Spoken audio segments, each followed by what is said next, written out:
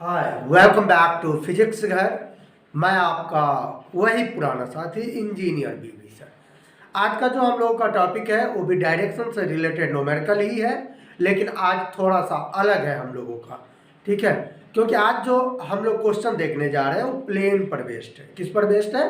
Plane पर। और उसमें से भी एक्स वाई प्लेन पे क्वेश्चन देखने जा रहे हैं, क्योंकि प्लेन तो वाई जेड भी होता है, जेड एक्स भी होता है।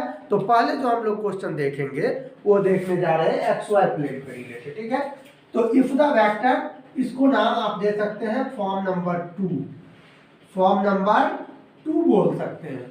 If the vector lies in the coordinate system, vector किस में लाइज कर रहा है? Coordinate system. कौन सा प्लेन में? तो एक्स वाई प्लेन में। ध्यान से सुनेंगे, कौन सा प्लेन में? एक्स वाई प्लेन में। Then the angle measured in, अगर एक्स वाई प्लेन में कोई भी वेक्टर है तब जो उसका एंगल मेजर किया जाता है वह एंटी क्लॉकवाइज डायरेक्शन में। कौन सा डायरेक्शन में? एंटी क्लॉकवाइज डायरेक्शन में, from the positive x axis. ध्यान रखिएगा, कहां से मेजर किया जाता है? पॉजिटिव एक्स वाई से। कहां पर? तो एक्स वाई प्लेन में। चलिए तो न्यूमेरिकल देखते हैं हम लोग। एक्स वाई प्लेन में वेक्टर ए लाइज कर रहा है एट द एंगल ऑफ कितना डिग्री? 30 डिग्री के एंगल पर। कितने डिग्री के एंगल पे? 30 डिग्री के एंगल पे। तो माय डियर स्टूडेंट, सबसे पहले आपको क्या कर लेना है, एक देख लीजिएगा। मैंने पीछे भी बताया था कि एक नया डायग्राम बना लेना है। क्वेश्चन के साथ कोई छेड़खानी क्या करना है आपको? नहीं करना है। अगर क्वेश्चन के साथ आपने थोड़ा सा भी छेड़खानी किया तो आपके रिजल्ट के साथ छेड़खानी हो जाएगा। अब सिमिलर हमने क्या किया, एक डायग्राम बना लिया। क्लियर है? अब आप देखिए, if the vector lies in the coordinate system, देखिए वेक्टर एक coordinate system X Y plane में लाइज कर रहा है। कौन सा प्लेन में लाइज कर रहा है? ये एक्स वाई प्लेन में लाइज कर रहा है। चलिए, प्लेन का तो पता चल गया। अब कहा जा रहा है तब जो हम लोग एंगल मेजर करेंगे ना वो एंटी क्लॉकवाइज डायरेक्शन में। तो मैं क्लॉकवाइज और एंटी क्लॉकवाइज पहले क्लियर कर देता हूँ। आपने घड़ी देखा है? घड़ी जरूर देखा होगा। यहाँ पर 3 लिखा रहता है, यहाँ पर 6 लिखा रहता है, यहाँ पर 9 लिखा रहता है, यहाँ पर 12 लिखा रहता है। और ये अगर घंटा वाली है, ये मिनट वाली है। ठीक है, थोड़ा सा बड़ी होती है, सेकंड वगैरह भी होता है, तो छोड़िए। तो कोई पूछेगा कि what's the time right now, तो आप कहोगे कि अभी जो टाइम होने वाला है वो 3 बजने वाला है, यानी 3 o'clock। ठीक है, अब PM AM जो भी बोल रहे हैं आप बोल लेना। तो घड़ी, ये जो मिनट वाली सुई हो चाहे घंटा वाली सुई हो, कुछ ऐसे घूमता है। ठीक है, तो घड़ी के दिशा में जो घूमता है ना, इस दिशा में जो घूमता है ना, उसको कहते हैं क्लॉकवाइज डायरेक्शन। कौन सा डायरेक्शन पढ़िएगा? Clockwise direction. कौन सा डायरेक्शन? क्लॉकवाइज। और जो घड़ी के विपरीत दिशा में जाता है, ऑपोजिट डायरेक्शन में जो जाता है, उसको कहा जाता है एंटी क्लॉकवाइज। कौन सा? Anti clockwise direction. ध्यान दीजिएगा, तो घड़ी के दिशा में जो मूव करता है उसको क्लॉकवाइज कहते हैं। घड़ी के जो विपरीत दिशा में जाता है उसको क्या कहते हैं? एंटी क्लॉकवाइज डायरेक्शन कहते हैं। इसमें कुछ लिखने की जरूरत नहीं होती है, बस थोड़ा सा कॉन्सेप्ट को समझिए। क्वेश्चन जो है 30 सेकंड के अंदर बनके तैयार हो जाता है। देखिए, सबसे पहले पॉजिटिव एक्स एक्सिस का रहा है, तो एक्स एक्सिस तो 2 होता है, एक निगेटिव, तो एक्स डैश लिख दीजिए, और ये भी निगेटिव वाई एक्सिस हो जाएगा। इधर वाले को पॉजिटिव वाई एक्सिस, इधर वाले को पॉजिटिव एक्स एक्सिस, इधर वाले को क्या बोलेंगे?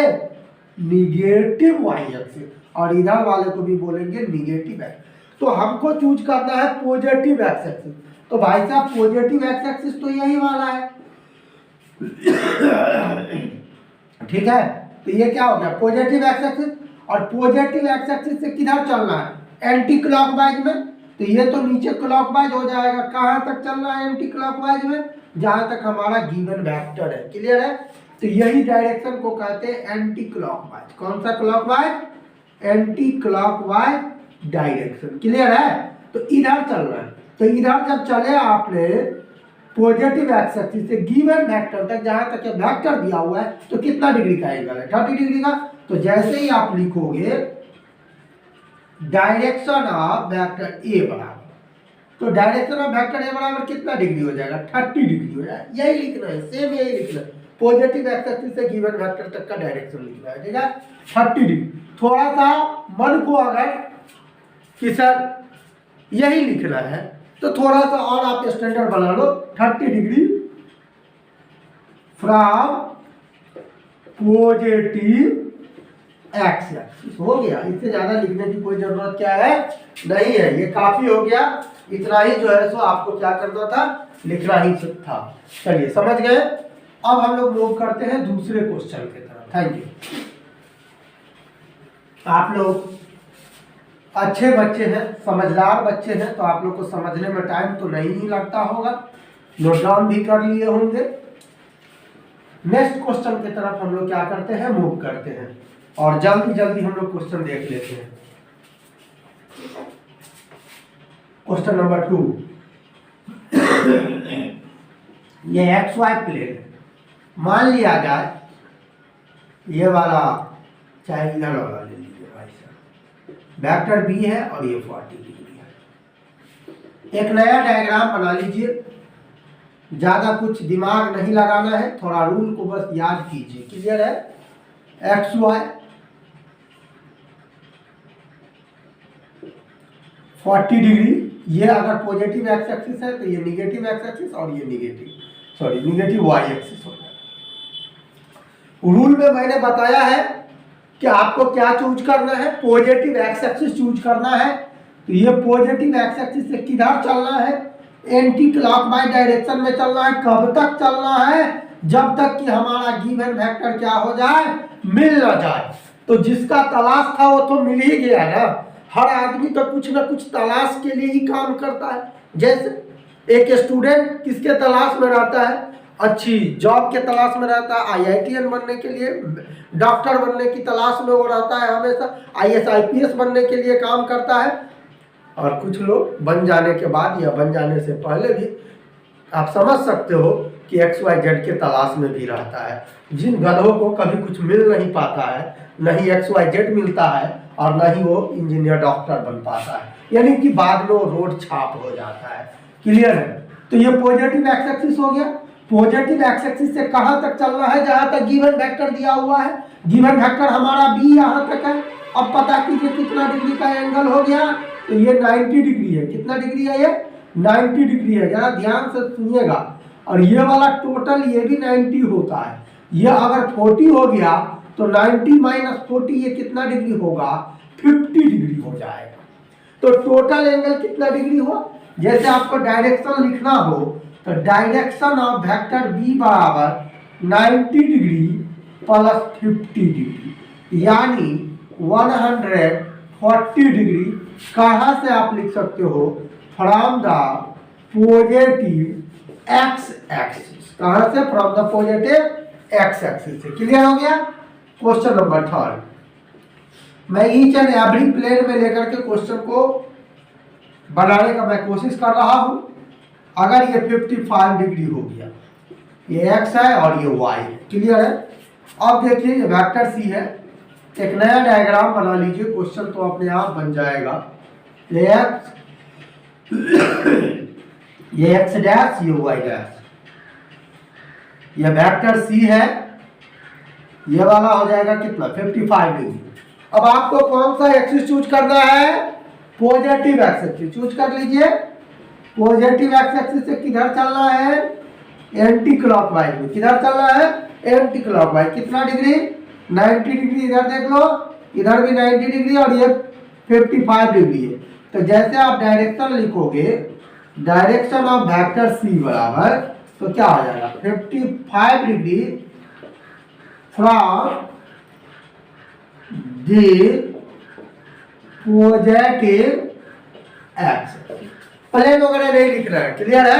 प्लेन वगैरह इसलिए नहीं लिख रहा है, ध्यान दीजिएगा, क्योंकि प्लेन XY प्लेन के लिए ही यूज होता है और ये रूल XY प्लेन में ही काम करता है, इसीलिए प्लेन वगैरह लिखने की कोई जरूरत क्या है, नहीं पड़ता है। जब प्लेन वगैरह लिखने का जरूरत होगा फिर मैं बताऊंगा प्लेन क्यों लिखने का जरूरत पड़ता है और क्यों नहीं पड़ता है। क्योंकि यहाँ तो सिर्फ एंटी क्लॉकवाइज में चलना होता है। अगर क्लॉकवाइज और एंटी क्लॉकवाइज दोनों डायरेक्शन में जब मूव करना होगा फिर आपको प्लेन की क्या पड़ जाएगी, आवश्यकता जो है सो पड़ जाएगी। अब क्वेश्चन नंबर 4 देख लीजिए। चलिए अब इस प्लेन में आते हैं।